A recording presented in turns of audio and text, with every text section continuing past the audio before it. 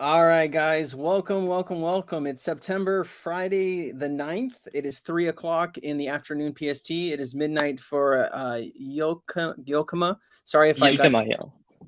sorry about that. The project manager here for Juan, very excited to be speaking with him.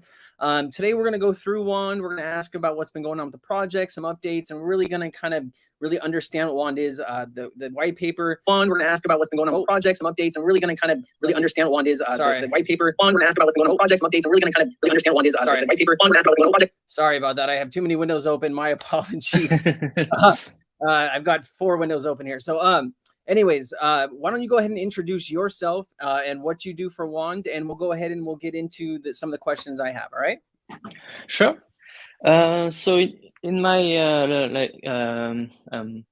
day work, I work in communication. So essentially, my job is to put companies in touch with the media, and I got into DeFi about a year ago, which was a bit before the beginning of the Home Fork season.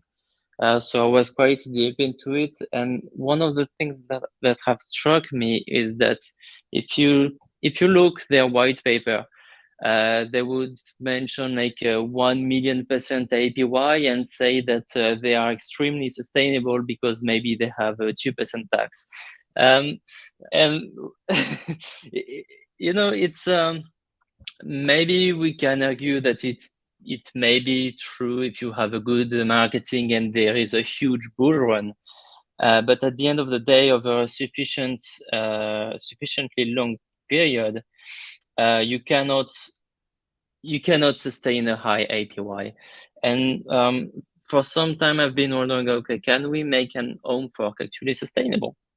And essentially, the conclusion that I came to was that as long as you have any kind of APY that is not driven by utilities or by external sources of revenues, then there is going to be some token dilution, and token dilution means lack of sustainability. And that's why at Wand we don't mint any token unless it is actually being bought by some investors. So we don't create tokens out of thin air, because otherwise we know that it can be good for marketing. We've seen it with the rebase tokens, but it's not so good for sustainability in the long run. And Wand is focused on creating something that is equally safe for all investors, whether you're like a good trader and you want something for the low risk part of your portfolio, or if you're new to DeFi, you tend to buy the hype every time. So you always buy high and sell low, and we've all been there at some point, I guess. Yeah. And so this idea of creating a kind of a safe haven in DeFi with low risk, medium rewards, a quite good risk to reward ratio, but also nothing crazy, with different ways of investing, whether you want something that will very steadily appreciate in value, which is Scepter, the first token. Or if you want something that will have a bit more risk, but with which you will get some weekly USDC airdrops in your wallet. So different kinds of strategies for different. Yeah, we'll get into the strategies, but here, so because there's going to be people who watch this that have really no idea. So if I was just a regular person in crypto and I came across the project and I was speaking to you, what would you say what Wand is? Is it an Home Fork on steroids mixed with some other things? How would you best describe Wand? It's very far from any kind of rebasing token. So the idea came from Wand, but we've moved very far from it now. From Home, right? Yeah, from Home. The best way to describe it, we have 2 tokens. The first is Scepter. Scepter is 100% backed by stablecoins, so that its value cannot decrease. And we want to. Yeah. And then the second is Baton, which is a token that you hold and you receive some weekly USDC airdrops in your wallet. So it's kind of like a node in more sustainable. With the Scepter, our challenge is how we increase the price, because yes, it cannot decrease, but if it also doesn't decrease, then it's pretty much a stable coin, and there are enough of it as it is. And for that, we have some taxes, and the taxes mostly go to the treasury. And if you have, so the name of the game for Scepter is the ratio between the value of the treasury and how many tokens there are. Mm-hmm. Every time we can increase that ratio, we increase the price. So with the buy tax, because the tax goes to the treasury, and there is more that goes to the treasury than what we emit as tokens, that ratio increases. And what makes us kind of unique is that there is a sell tax, and that sell tax also goes to the treasury. So if you sell a huge amount of tokens, you will sell maybe 10K worth of tokens, but you will get only 9K, and the remaining 1K stays in the treasury, and that will increase the ratio, and that will increase the price. So we are like dump proof. Even if all the whales at once they decide to sell like it has been done with Titano and kind of hurt them, for us it would actually be a beneficial scenario because the price would increase. And the other important way that we have to increase the value of the token is through our investments. So it's only stable coins, so the APR is limited, but it is still a tool that we are leveraging. Great, and we'll get into some strategies and kind of how you guys are investing a little bit later. Since you kind of brought up the taxes, do you just want to go over what they are for is it buys and sells, or why don't you just make it clear for the people watching so they know what they're getting into? Absolutely. So the first thing I want to say is that if you go on our DApp, which is the place where you can trade Scepter, you will see in real time the buying and the selling value of Scepter. So it's fully transparent. We're also working on creating a homemade chart for the evolution of the price. But just the buy tax is 20%, the sell tax is 10%. And we also add a dynamic factor so that if a lot of people have been buying over the last 5 days, the buy tax is going to increase temporarily. And if a lot of people have been selling over the last 5 days, then the sell price is going to decrease. So this dynamic factor is here to ensure that there is a steady transaction volume, not a huge amount today and nothing tomorrow, but something that is more spread through time. Great, awesome. So I know, hold on. There's so much here. I don't know exactly what to jump into. Let's talk about this. So, if people wanted to, people watch this and they're like, you know what, this sounds like a good project. I want to invest, since it's not listed on a DEX or a centralized exchange, how do people participate in the ecosystem? What do they need to do? Go to the website, go to the D app. How can people participate? Yeah, they come to the website or to the D app. Yeah. Then there is a swap page. You choose what token you want to use, like USDC, BUSD, or DAI, and it's a pretty standard swap. You choose the token that you want to sell, you choose the token that you want to buy, and that's actually it. We want it to be an intuitive user experience. So that's it. If you want to get involved on the as a trader, let's say, you can also get involved in the governance and the treasury management. Those are also options if you want to get like a more active part of the community. Fantastic. And since you guys have been around since, is it March? When did you guys launch? Yeah. We just launched like a week ago. Oh, I thought you guys have been around since March. I do apologize. Maybe I read that wrong in the white paper then. I apologize. How's it been going since you guys have launched? Have you guys seen a lot of new holders, people coming to the community? What's the, what is the feel from the community on how you guys are doing so far? So at the moment, the volume has dropped, which is kind of normal because we are in a bear market and our marketing hasn't kicked in that much yet. What we are doing, so we're doing it in steps. Right now, we have launched Scepter. Our TVL is close to 400K, which in this market, I would say is a very good launch. Yeah. Now what we're doing is that we are investing the Scepter treasury. We've had a few setbacks, like we wanted to invest, for instance, in Grizzly Finance, which has like 40 to 50% APY on stable coins based on PancakeSwap.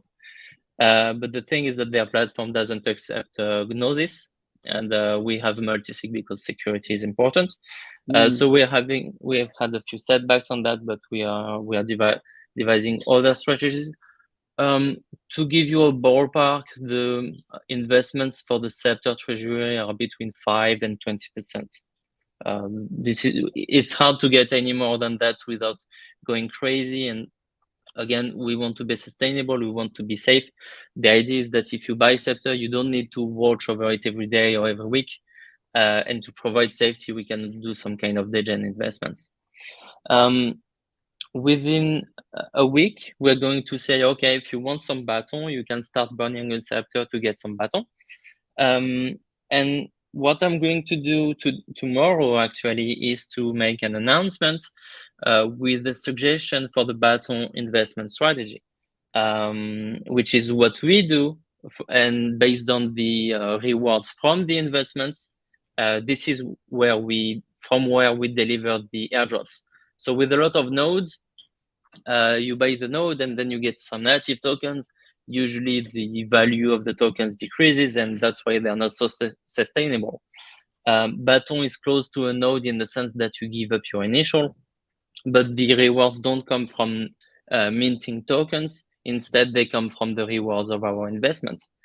And just to give you an idea of what I'm going to suggest tomorrow, I want to do about 50% of the treasury on Alpaca Finance with some kind of short farming, which is essentially farming and benefiting when the value of the tokens decreases, because right now we're seeing quite like a bit of uptrend in the prices, kind of relief rally. But the macroeconomic situation has not improved, so I strongly believe that the price will decrease again. So it's good for day traders, but for a treasury that we want to hold for months and even years, we have to look at the bigger picture. No, I agree with you. I think we are in for a little bit more of a bumpy road down before we can even look at greener skies again or bluer skies again. Yeah, and it's something that we need to take into consideration if we want to be there for the long run.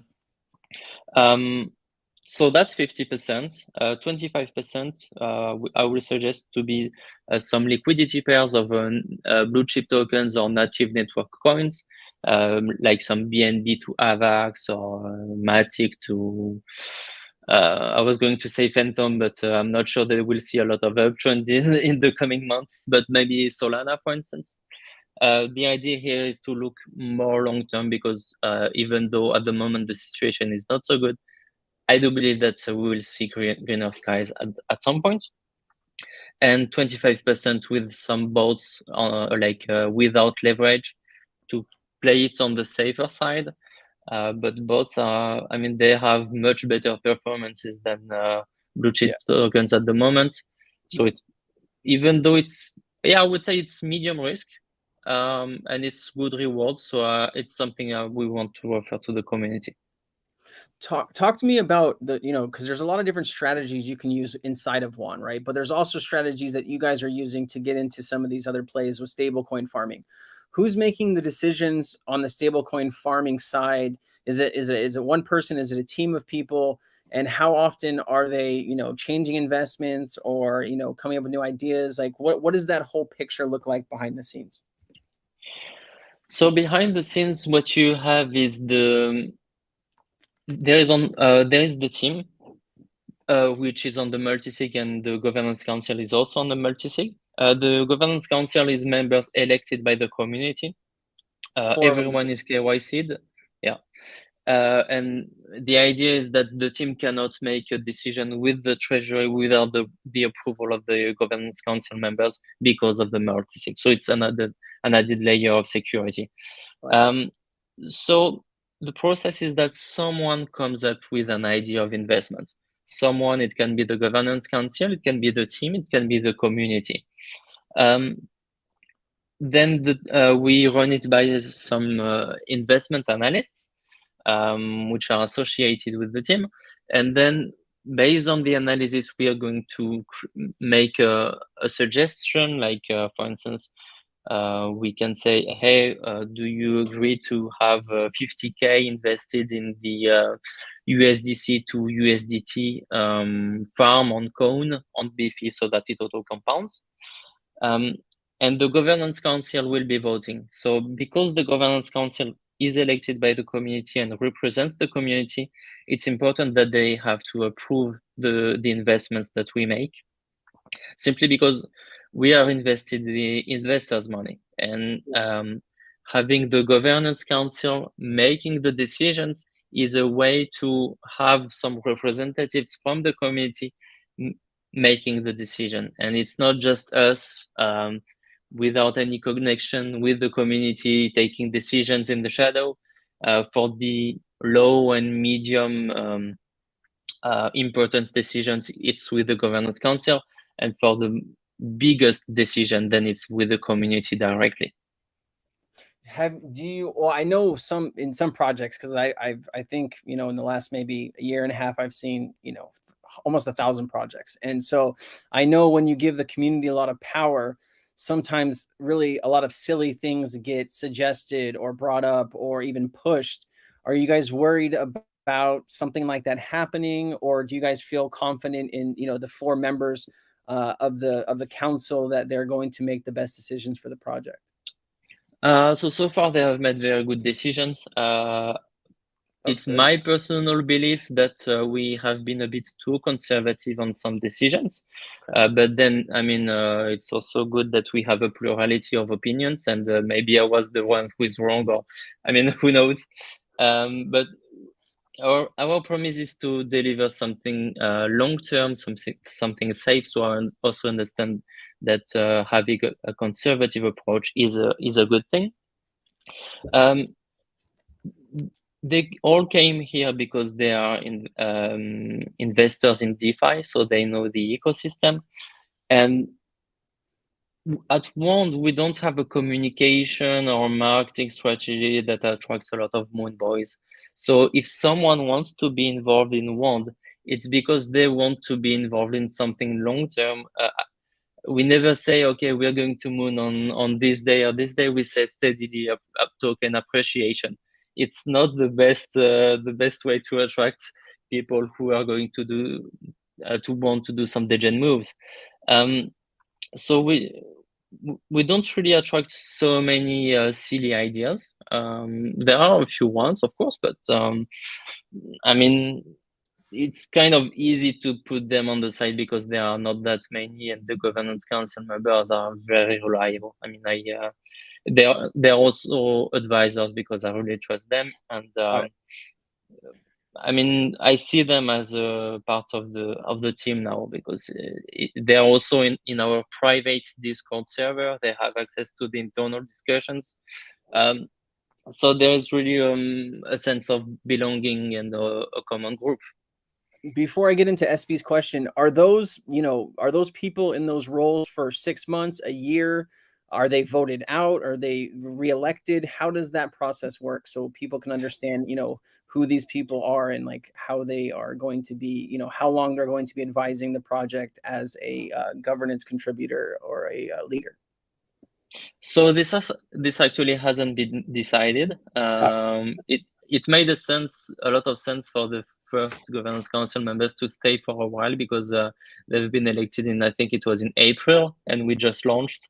So it's like there were less decisions to be made then than there are now. Yeah. And then I think that somewhere between around 6 months sounds fair. But this is something that will be decided with the community, because if I take that decision on my own, it kind of loses its purpose. I completely understand. I wanted to get to one of the people watching. SP had a question. He's all, how is Scepter, and Baton different from Luna and UST? Could you answer that? Yeah. So I do see a kind of parallel in the sense that you have Luna, which is, let's say, medium risk, and UST, which is a stable coin with a good APR, although we've seen the end of it. So Well, yeah, we have not yet seen the end of it. We saw the crash of it, but Luna Classic is trying to be revived. So I wouldn't say it's the end of it just yet. DeFi is full of surprises. It is. It is. It's great, man. You know, but so so it's really kind of not the same thing. You'd say it's different in what? Sorry, continue. Yeah. How is it different? Yeah, I mean, they're both of the same ecosystem, of course. But if you look at the connection between Luna and UST, essentially to mint UST, people would be, well, the protocol would be burning Luna. And that also meant that there was this kind of one feeding the other in a way that was not sustainable because they were also minting a lot of tokens out of thin air. Yeah. Which was the cause of the crash. With Scepter, Scepter is not backed by some Luna-like token, which can fluctuate in price. Scepter is backed by stablecoins, so it's much safer, and I want to say guarantee, even though it's not never 100%. Even though we want to play it safe, this is still DeFi. But yes, Scepter is backed by stablecoins, usually stablecoins that are backed by dollars. So it's extremely unlikely that there would be a crash with Scepter like there has been with UST. Even the smart contract risk is something mitigated because we have two audits. And the owner of the contract is the multisig itself. So we've taken a lot of precaution to ensure that Scepter doesn't have the same fate as UST. And Luna is a token that you hold, whereas Baton is a token that will allow you to receive some airdrops. So you don't trade Baton, you hold it. Whereas Luna, if you want to make a profit with it, you need to sell it. Got it. Got it. I hope that answers the question, SB. Thank you so much for doing that. Let's talk more about the treasuries, right? There's three treasuries. There's a Scepter treasury, there's a Baton treasury, and then there's the Risk treasury, correct? Do you want to go over? Absolutely. Maybe I think we kind of understand maybe the Scepter treasury, but you guys are going to be investing different money in different places. Maybe let's talk a little bit more and enlighten people about the different treasuries and what they're going to be responsible for. Absolutely. So you buy Scepter, the money that you use is going to the Scepter treasury. We invest it as stable coins, and the rewards stay in the Scepter treasury for the most part. A small part is also going to the Baton treasury, and that supports the price appreciation of Scepter. Now you have your Scepter, you say, okay, but I want some Baton. So you burn your Scepter. 90% of the value backing your Scepter is going to the Baton treasury. And this is how the most of the money is getting into the Baton treasury. What happens then is that we invest the Baton treasury. I made a proposal a few minutes ago, and this is so we're going to play like low to medium risk. So some blue chips, some native network coins, some stable coins, and probably a bit of bot trading as well. Until then, it's pretty standard in the sense that you have two tokens, separate treasuries. Yeah. What we also have is what we call the risk treasury. It has been funded in a seed funding with about 30K, a bit more, but a share of it was also used to pay for the white paper and so on. Since April, we have invested in higher risk, higher rewards investments. Not degen, but still not stable coins, not blue chip tokens, and so on. Since May, our treasury has done plus 50%. So, like I was saying, we've been quite conservative, but we've also been able to do some good plays.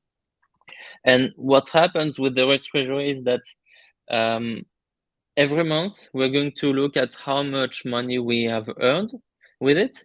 30% is going to be used for compounding so that it grows.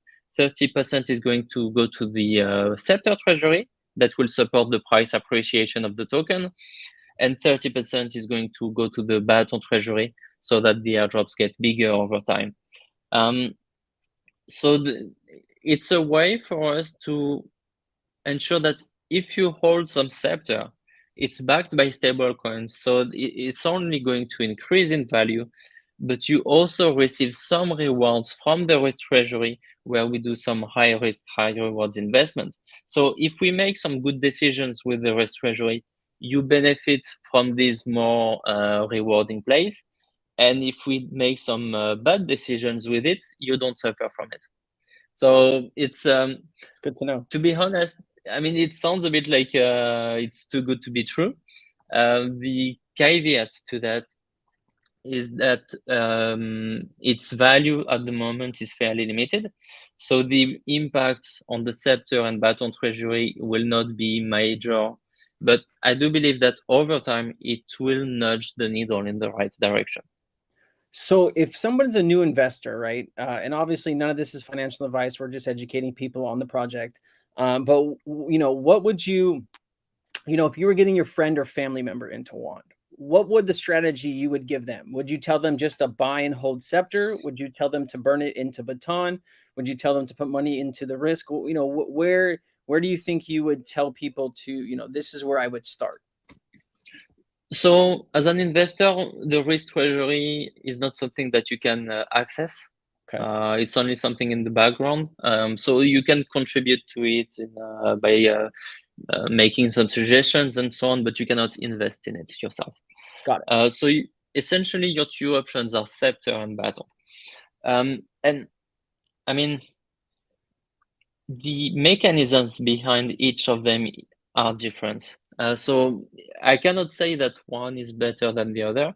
Essentially, Scepter is low risk because it's backed by stablecoins. Baton is medium risk because a part of it is going to be blue chip tokens. That means that its performance will be market dependent. So if like with Scepter, you're sure that the price will increase. So given a sufficient period of time, you're going to make a profit. That's not a will you, it's a matter of when and how much. With Baton, in a worst case scenario, if everything fails, and I mean, we do everything we can so that it doesn't, but a very worst case scenario, you would lose your investment and there will be nothing back. I'm talking about a black swan event, in which case most of DeFi would be fully screwed, just to contextualize. Yeah. But so it's not exactly the same risk. It's also not the same mechanisms behind the way that we deliver some value. For Scepter, it's mostly through the transaction volume, and for Baton, it's mostly through the investments. Another thing to consider is, what is your goal? Why are you in DeFi? Are you in DeFi because you want to buy a house? You say, okay, in 5 years, I want to buy a home and I don't want to get a lot of debt for it. So if you have this kind of clear purpose, like one-time purchase, Scepter is a pretty good investment for that, because you buy Scepter, it increases in value, then you sell it and you have more money. If you want a kind of passive income, like I have my job, but I would like to have maybe 2, 3, 4, 500 euros or dollars more every month, then a token like Baton, which will deliver some USDC airdrops every week, it might be a better choice. So depending on what your goal is, what your tolerance to risk is, and what you think the markets will be over the next few months and years, then you should either go more towards risk, towards Scepter, or towards Baton. Got it. Most people in DeFi, they don't want to wait 5 years to buy a home. They want when Lambo, right? They want the money now. That's why they're trying to chase those 1,000,000% gains. But you said the project you guys use bot trading, right? Is there a specific company you guys work with, or have you guys designed your own bots? Shed some light on that for us if you can. Yeah, of course. So at the moment, I am trading myself some bots because we see a lot of backtesting, but I have a bit of skepticism regarding the backtesting, because if you take a bot and it has several versions, several iterations, what you see with the backtesting is the last version of the bot. which has been created to have a good performance over the period of time that it has been tested with. So the bots have been created to have a good performance over the past, but over the future we don't really know. So I want to try it with my own account for a bit of time before we actually get into it. What I've found, and also with this by discussing with some community members who themselves are using trading bots, is that Elevated Trading has some good bots. They're on Astrobit. I've also been recommending the ones by Breadmaker, including Crypto Cinnamon Toast. Yeah, that's the one. And we're also working with SMS Baker, who has his own bot. So we are going to look more in depth into his bots as well. So we have several options. And one of the things is also that we want to use several bots because some of the bots will have, they will have different strategies. Some would have been hit by the Luna or UST crash. Some have been able to avoid it to some extent. So diversity is also a way to manage risk. Very, very well said. You know, when we started the conversation, you were talking about that you guys are about to get into some marketing. Do you want to talk to us a little bit about what the plan is for marketing going forward? Is it more, interviews and AMAs like this with other, influencers, people in the space? Are you guys going to be spending money? Hopefully it's not bots and things like that, because that never goes well. But, how do you guys see it? Like, what are you going to be focused on? Where's your clientele per se that you think that you're going to go after? So we are working with Randy, who is like he works. You know him? AlphaShares. Well, AlphaShares. Yeah, he's been working with AlphaShares as well, and he's had amazing results with them. And he's been a member in my community for, I don't know, over a year now, and he just sits silently in the background and gets all the information. But I know Randy very well. Well, then you know who we are working with, and I'm very happy to be working with him because I know he has integrity. He works in a digital marketing agency, so it's quite. It's a pride also of us to be working with someone who is actually a specialist in the field. So you know him. So essentially, the strategy is to build relationships with the influencers, to say, okay, what is your need? How can we help you achieve it? And of course, it's a give. It has to be a win-win relationship. So our idea is not necessarily to look for the top influencers who has the most reach and get videos or tweets or whatever. It's more to look for influencers who are trusted by their niche and build these relationships with them and see how we can work over the long term with them. So that's for one. And I also want to say that we are working on a DEX called SpaceDEX. Yep, that was my next question, actually. Yeah, let's talk to us about the DEX that you guys have built and when. Here, let's talk about the what the SpaceDEX is, and then we'll get into when we're looking forward to seeing that. Sure. So just to make the connection with SpaceDEX, we're raising funds with VCs, and a large sum of these funds will be used for marketing. And you will see that there is a link literally on the dot between SpaceDEX and Wand, and it will go both ways. So what benefits the one will also benefit the other. Now to describe SpaceDEX, we are going to be launching on 2 chains at first. The first is Phantom, and the second one will depend on the partner who is a yield optimizer and what they have built at that point. So it's going to be cross-chain. We're going to onboard different chains in the EVM, like Ethereum compatible field over the first few months.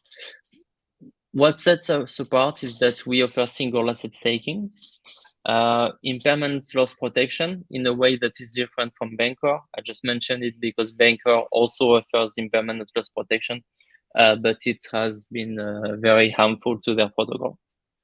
Okay. And our main innovation is what we call dual asset allocation. essentially, let's say that on our DEX we have 10K USDC. What we're going to do is that 8K USDC will be farming somewhere else at the same time as it is being used on SpaceDex. And that 8K USDC farming somewhere else is going to generate some revenues, and these revenues will be used to deliver an APR that is 2 to 3 times higher than the average.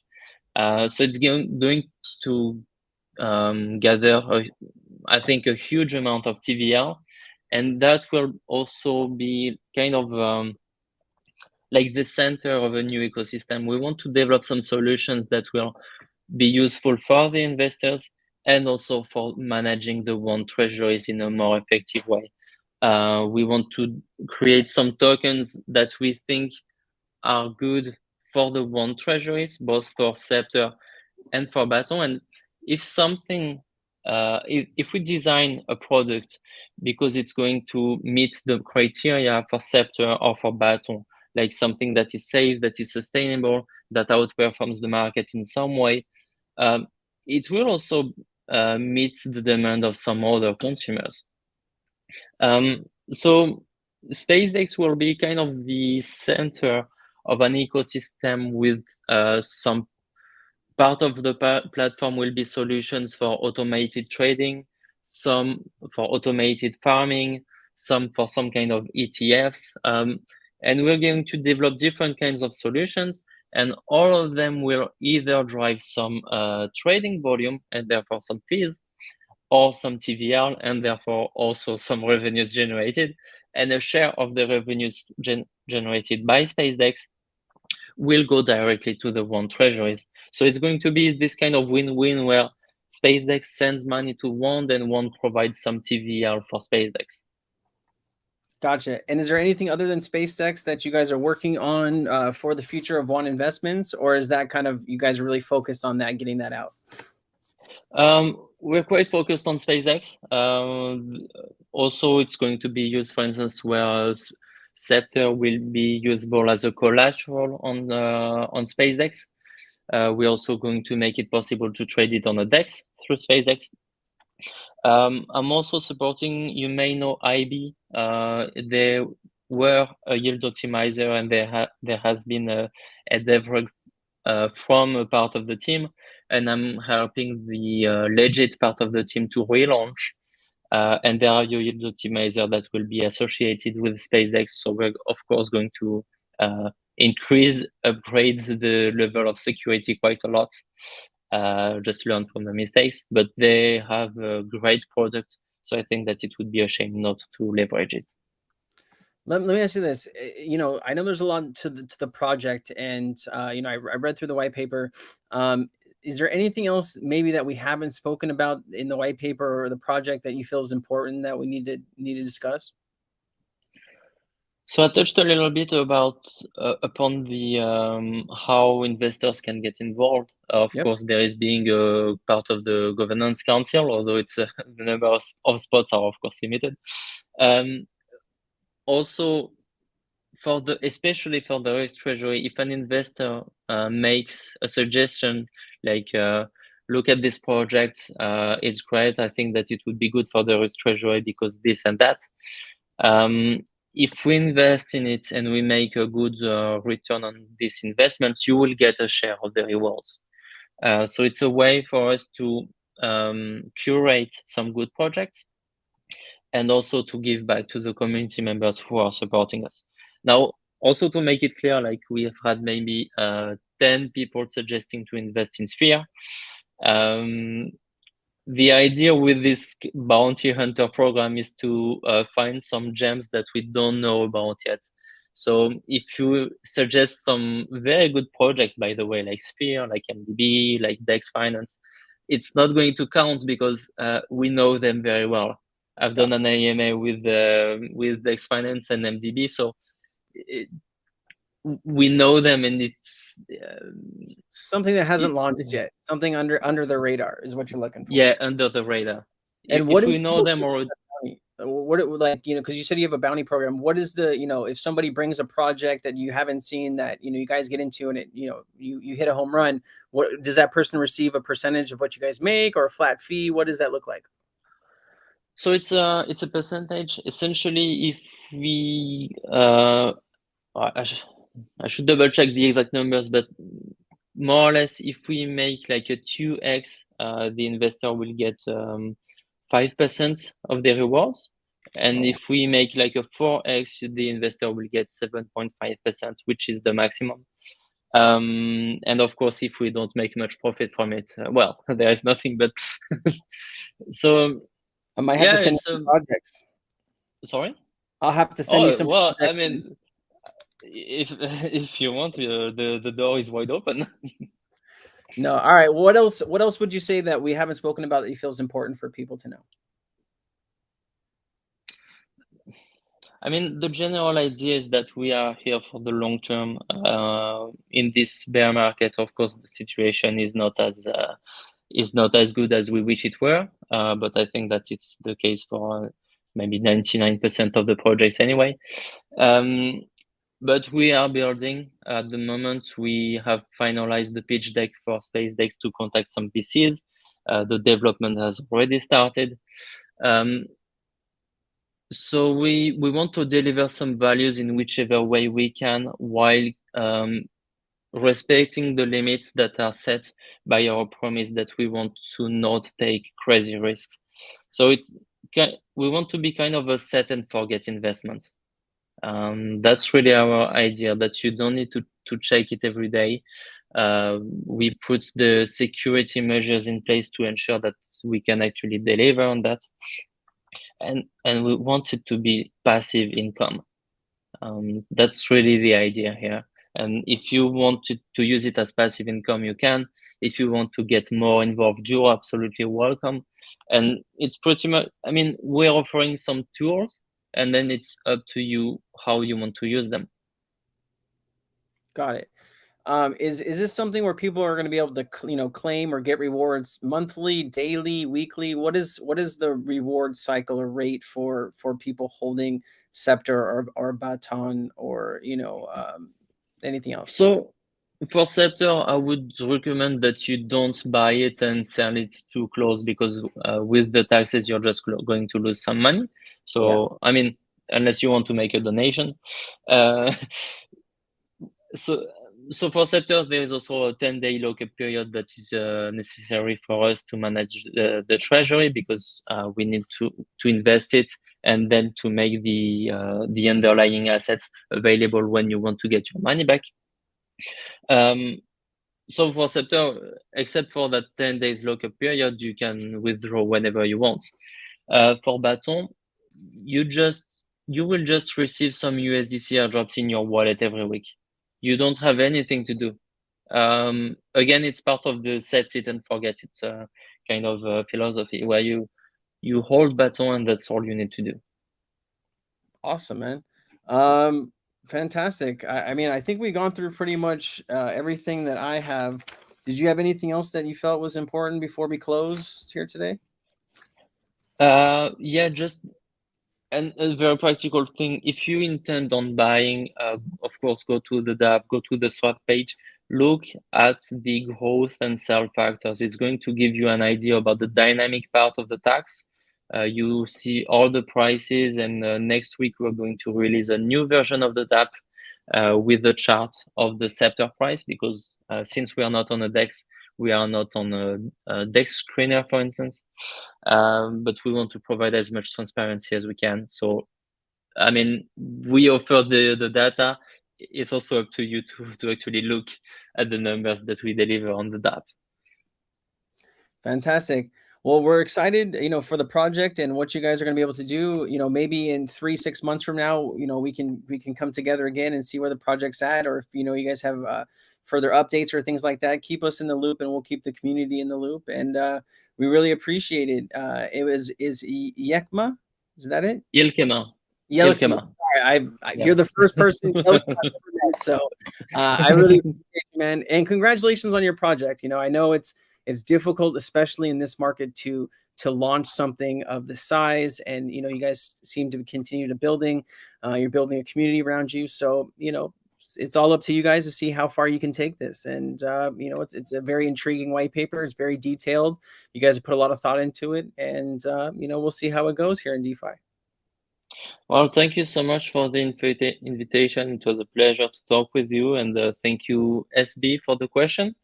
And yeah, I'm looking forward to meet you again. All right, sir. You take it easy and have a wonderful day. And thanks for watching, guys. We really appreciate you. Please go take a look at Juan on Twitter, or I'll go ahead and link the link tree one more time in the chat for people watching at home if they missed it at the top. Please go ahead and take a look at all their socials and join their communities if you really want to get involved and ask some questions. Thank you so much, sir. You have a great day. Okay, get some rest. I know it's late there. Thank you so much. Have a good day. Bye-bye. Yeah.